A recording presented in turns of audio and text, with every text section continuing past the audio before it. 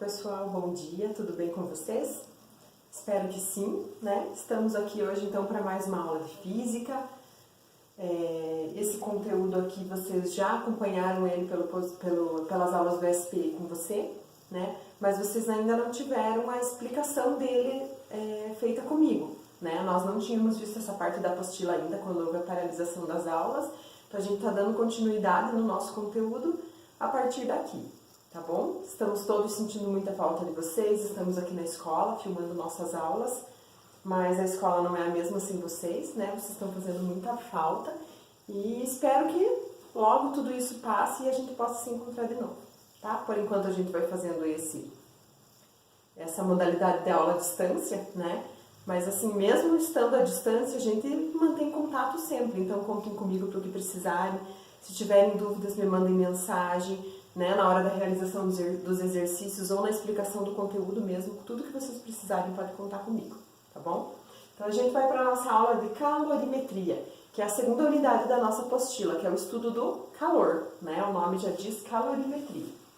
Então aqui eu trouxe para vocês uma pequena diferença entre calor e temperatura, que na física tem muita... Na física não, no nosso dia a dia a gente faz muita confusão entre as palavras calor e temperatura.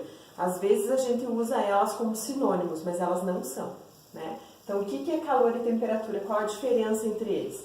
Calor é energia térmica em trânsito.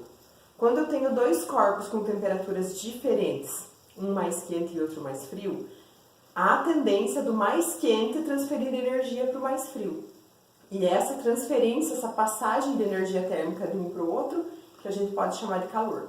Tá? Então, calor é energia térmica em trânsito. Um corpo não pode possuir calor, guardar calor dentro dele, porque é só na hora da transferência de energia que surge calor. Tá? Então, calor é transferência de energia de um corpo para o outro, energia térmica. E já a temperatura é o grau médio de agitação térmica das partículas de um corpo.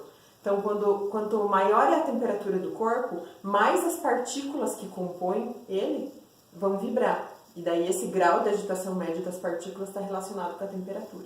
Tá? Então, as duas grandezas não são a mesma coisa. E fisicamente é errado falar, estou com calor. Porque como eu disse para vocês antes, o calor ele não pode ser... um corpo não pode possuir calor. Calor é só transferência de energia. Então, quando a gente diz, nossa, hoje está muito calor, fisicamente a gente deveria dizer, hoje a temperatura está muito alta. Tá? Então, a gente não pode possuir calor, nenhum corpo pode possuir calor, tá bom? Aí, continuando aqui, né, tá falando lá, ó, o calor é transferido naturalmente do corpo de maior temperatura para o de menor temperatura. Então, o calor é energia e vai sempre do corpo mais quente para o corpo mais frio. É impossível passar frio de um calor para o outro. Desculpa, frio de um corpo para o outro. É só sempre o calor vai do corpo de maior temperatura para o de menor. Então aqui estou dando um exemplo, um objeto de alta temperatura está transferindo energia na forma de calor para o de baixa temperatura. Quando que cessa essa transferência aqui? Quando os corpos atingem equilíbrio térmico. Tá? Aí não vai mais existir calor, porque não vai mais ter transferência de energia. Então imagine assim, vocês retiram cubinhos de gelo do refrigerador de vocês, do freezer. Vocês colocam dentro de um copo e deixam em cima da mesa. Aquele gelo vai começar a derreter. Por quê? Quem está transferindo calor para ele? O meio ambiente, né? O ambiente está com uma temperatura maior do que o cubinho de gelo. Então, significa que ele vai transferir calor para o gelo, aí o gelo vai começar a derreter, né? Quando ele sai, digamos, lá do freezer até menos 8 graus, por aí. Você coloca ele em cima da mesa, ele vai começar a mudar a temperatura dele até chegar no 0 graus. Chegou no 0, ele vai começar a derreter. Aí ele mantém essa temperatura constante durante a transformação de fase, né? Vocês já viram isso em química. Aí, depois que ele derrete totalmente e vira água líquida, aí ele vai começar a aquecer de novo até chegar na temperatura ambiente. Digamos que o dia lá está 20 graus Celsius, ele vai aquecer até chegar no 20 graus. Aí, entrou em equilíbrio com o meio, cessou a transferência de calor, tá? Agora aqui, ó, o que é unidade? Então, o que é calor? Agora, calorimetria, a gente vai estudar a grandeza calor, né? Calor, na física, a gente representa pela letra Q maiúscula, tá? E a unidade dela, no sistema internacional, é joule. Por quê? Porque calor é energia. Então, Então, todos os tipos de energia na física são mensurados pela unidade de Joule. Né? Vocês já estudaram lá na primeira série energia cinética, energia mecânica, energia gravitacional, energia elástica, tudo que era de energia era medido em Joule. Então, aqui como calor também é energia, continua sendo a unidade do Sistema Internacional Joule. Mas o que é a diferença aqui? A maioria das grandezas a gente utiliza elas na unidade do Sistema Internacional, né? Calor não. Calor, a unidade usual, o que a gente mais utiliza é a caloria, tá? Então, a gente vai ter que fazer a conversão de unidades quando necessário, né? Então, ó, uma caloria, que é a unidade usual, é igual a aproximadamente 4,18 joules, que é a unidade do Sistema Internacional. Então, para transformar lá, multiplica por 4,18 ou a transferência ao contrário, divide por 4,18. Tá? Alguns exercícios vão trabalhar com 4,2, vão arredondar aqui, ou às vezes até 4, tá? Depende do exercício. Mas lembrar lá que esse valor é importante para transformar, tá bom? Aí agora aqui, capacidade térmica. Então tem alguns conceitos que são importantes no estudo da calorimetria, que é a capacidade térmica, o calor específico e os tipos de calor, tá? A gente vai ver isso nessa aula aqui. Então, a capacidade térmica, ela é uma característica de um corpo, tá? Então, ela não é um valor fixo. Dependendo das características do corpo, ela vai mudar, tá? E o que seria a capacidade térmica? É a quantidade de calor que eu preciso colocar num corpo para aquecer, variar a temperatura dele em 1 grau Celsius, tá? Então, aqui, ó, é a razão entre a quantidade de calor e a variação de temperatura, tá? Então, capacidade térmica é representada pela letra C maiúscula. Aqui o Q é o calor, né, que a gente acabou de ver ali nos slides passados. E o ΔT aqui é a variação de temperatura. Tá? Pode ser que apareça também Δθ. Lembram o θ, aquela letrinha grega que parece a letra O maiúscula, uma bolinha cortada no meio? Também é utilizado para temperatura. Então, às vezes pode aparecer ΔT, às vezes pode aparecer Δθ. Tá? A apostila de vocês traz ΔT, mas é muito comum também aparecer Δθ. Então, ó, capacidade térmica é igual ao calor dividido por temperatura, variação de temperatura, tá? Mas e por que ele é uma característica do corpo e não de uma substância? Porque se eu pegar assim, um copo de 200 ml de água e uma outra jarra de 1 litro de água, os dois são água, os dois são a mesma substância. Mas será que para aquecer os dois eu vou precisar da mesma quantidade de calor? Com certeza não. A jarra que tem 1 litro de água vai precisar de muito mais calor do que o copo de 200 ml. Né? Então ele está relacionado com o tamanho do corpo e não com a substância. Tá? É a quantidade de calor que eu preciso para aquecer o corpo inteiro em 1 grau Celsius. Tá? Agora, próxima grandeza, calor específico. Agora o calor específico já é uma característica da substância.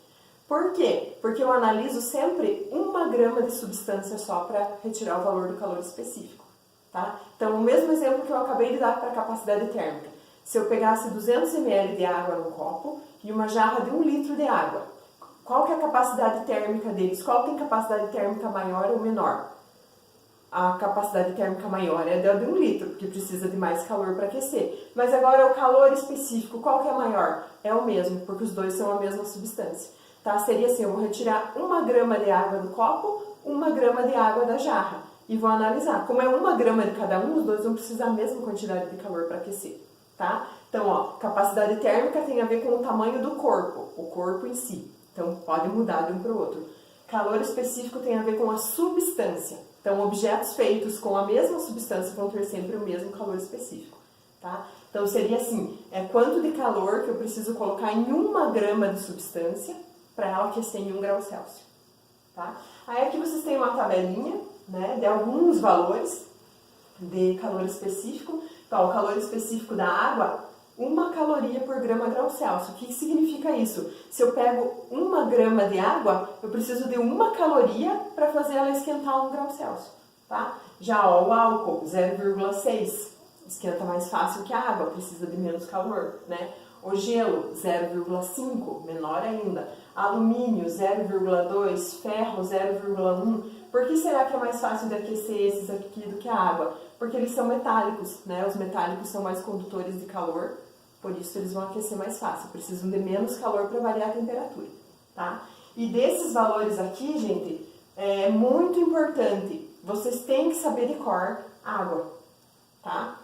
As outras substâncias, sempre os exercícios dão o valor do calor específico. Como é uma constante e depende de cada substância, não tem como vocês decorarem de todas as substâncias que existem, né? Mas a água é uma substância que a maioria dos vestibulares, simulados, provas, eles não dão o valor porque subentende-se que o aluno tem que saber, tá? Então lembrem lá, calor específico da água, 1 caloria por grama Celsius, 1, tá? E o do gelo, 0,5, tá? Metade da água.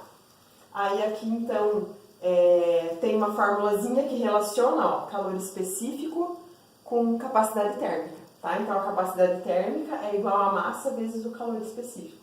E ó, tomem cuidado para não confundir. Calor específico é letra C minúscula. Capacidade térmica é letra C maiúscula, tá? Então tem que tomar cuidado para não confundir aqui. Agora aqui uma perguntinha para vocês. Por que a areia da praia aquece mais rapidamente do que a água do mar? O que será que vocês acham? Já perceberam que durante o dia a areia é muito quente e a água do mar não, a água do mar é gelada. E aí à noite, ao contrário, a água do mar fica quentinha e a areia fica muito gelada. Por que será que acontece isso? Né? O que muda dessas substâncias aqui? Então, ó, é o valor do calor específico, tá? O calor específico da areia é muito menor que o da água. Então, é muito mais fácil aquecer a areia. Então, durante o dia que está batendo o sol na água e na areia, a areia tem calor específico menor, ela esquenta muito mais fácil do que a água. Só que assim como ela esquenta muito mais fácil, ela esfria muito mais fácil também. Aí durante o dia, que vai ficar recebendo aquela quantidade de energia térmica, aí à medida que o sol se põe, que a temperatura vai baixando, a areia que esquentou muito rápido, perde aquele calor muito rápido também. E já a água do mar que demorou para esquentar, demora para esfriar, é por isso que inverte as temperaturas, tá? Outro exemplo bem prático assim do dia a dia, não sei se vocês já perceberam, se alguém de vocês tem alguma habilidade na cozinha, mas tem alguns alimentos que demoram bastante para cozinhar, mas daí demoram muito para esfriar também. Às vezes você acha que o alimento está frio, você vai comer dentro, queima. Batata é um exemplo, porque o calor específico da batata é grande. Precisa de muito calor para variar a temperatura dela e para cozinhar, e é por isso que ela demora muito para esfriar o meio dela, tá? Exemplos assim simples, mas só para vocês entenderem mais ou menos, tá?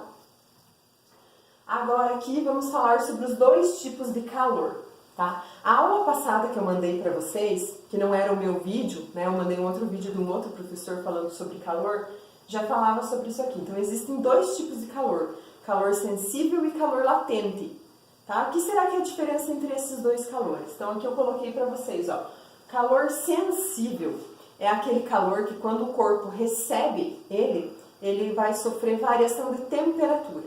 Quando ele recebe ou quando ele perde, tanto faz. Tá? Então, o calor sensível causa variação de temperatura. E já o calor latente, que é esse aqui, ó. Então, o calor sensível é esse aqui, utilizada quando ocorre aumento ou redução da temperatura. E essa aqui é a fórmula, tá? Já o calor latente, ele é o calor que faz mudar a fase das substâncias. Então, ele não tem a ver com mudança de temperatura, tá? Ele faz mudar a fase, ele faz do sólido passar para o líquido, ou do líquido passar para o vapor, para o gasoso, né? Então, durante a mudança de fase, existe calor latente, tá? Que é essa temperatura aqui, essa fórmula aqui, que é igual a M vezes L, tá? Então, o que significa cada letrinha dessas aqui, ó? O que é o calor, né? Nesse caso, calor sensível. O M é a massa da substância, o C é o calor específico da substância e o ΔT é a variação de temperatura, tá? Agora a outra fórmula aqui, o Q é o calor latente, né? O M é a massa da substância e esse L aqui vai ser uma constante. Normalmente vai ser dado nos exercícios para vocês. O que é esse L? É a quantidade de calor que eu preciso para fazer aquela mudança de temperatura que eu estou analisando. Desculpa, a mudança de fase que eu estou analisando. Então, por exemplo, se eu quero derreter 50 gramas de gelo, o L de fusão da água é 80 calorias por grama. Então, o L vai valer 80, é uma constante, tá? Se eu quiser vaporizar a água, colocar em ebulição e fazer a água evaporar, o L de vaporização da água é 540 calorias por grama. Então, vai ser sempre dado lá para vocês nos exercícios. Se a gente não estiver falando de água, estiver falando de outra substância, vai ser dado o valor do L da outra substância, tá? Então, o L é uma constante que tem a ver com a quantidade de energia que eu preciso para causar uma mudança de fase naquela substância, tá? E o M é a massa. Então aqui, ó, vocês têm que tomar cuidado com isso. Ao fornecer ou retirar calor de uma substância pura, ela pode sofrer aumento ou redução de temperatura ou mudança de fase, tá? Normalmente quando a gente fala, eu vou colocar aqui energia térmica, eu vou transferir energia térmica para essa substância, ela vai esquentar. Nem sempre vai causar variação de temperatura, pode ser que ela cause mudança de fase, tá? E como vocês já estudaram em química, mudança de fase de uma substância pura não tem variação de temperatura, tá? Então é aquele exemplo que eu tinha falado lá, vocês vão tirar os cubinhos de gelo do freezer de vocês e vão colocar num copo em cima da mesa. Então, primeiro ele vai receber calor sensível, porque ele vai lá, digamos, do menos 8 graus até o zero. Quando ele chega no zero, aí ele vai começar a derreter, então ele não sai do zero, ele vai receber calor latente até derreter totalmente aquela massa de gelo e virar água. Aí depois que virou totalmente água, aí vai ser calor sensível de novo, vai fazer a temperatura subir até chegar na temperatura ambiente, tá? Então, calor sensível muda a temperatura, calor latente muda a fase da substância, tá? E aqui, só para finalizar, a gente vai falar o que são trocas de calor. Então, ali quando a gente falava de calor sensível e calor latente, a princípio a gente aplica para uma única substância, tá? Agora, aqui, trocas de calor, o que acontece? É quando eu vou misturar duas substâncias. Por exemplo, eu tenho café muito quente na minha garrafa térmica. Aí eu vou tomar, eu coloco um pouco de leite frio, porque daí dá uma equilibrada na temperatura e fica agradável ao meu paladar. Isso é um exemplo de troca de calor, tá? Eu estou misturando duas substâncias com temperaturas diferentes, a mais quente vai transferir calor para a mais fria e vai diminuir a temperatura da mistura, tá? Isso é um exemplo de troca de calor. Outro exemplo do dia a dia, por que a gente utiliza isopor, digamos, para carregar alimentos gelados? O isopor, ele dificulta as trocas de calor, então mantém a temperatura lá dentro, ele pode ser considerado um calorímetro. A garrafa térmica, outro exemplo, tenta bloquear essa transferência de calor. Se eu coloco o café quente lá, se eu colocar o café quente num copo e deixar, ele logo já vai esfriar. Se eu deixar fechado dentro da garrafa térmica, a garrafa térmica é considerada um calorímetro. Ela bloqueia os processos de transferência de calor, né? Vai dificultar as trocas de calor, por isso que mantém o café quente lá dentro. Tá? Então, troca de calor vai ter que ter dois corpos, não é mais só uma substância que vocês vão analisar. E sempre, ó, de temperatura maior vai transferir calor para temperatura menor até que eles atingem um equilíbrio. Tá? Aí a quantidade de calor recebida tem que ser sempre igual à quantidade de calor cedida, tá? Para esse tipo de exercício. Eu vou fazer exemplos para vocês agora, calor sensível, calor latente e trocas de calor, para vocês verem mais ou menos como vai ser a resolução dos exercícios, tá bom?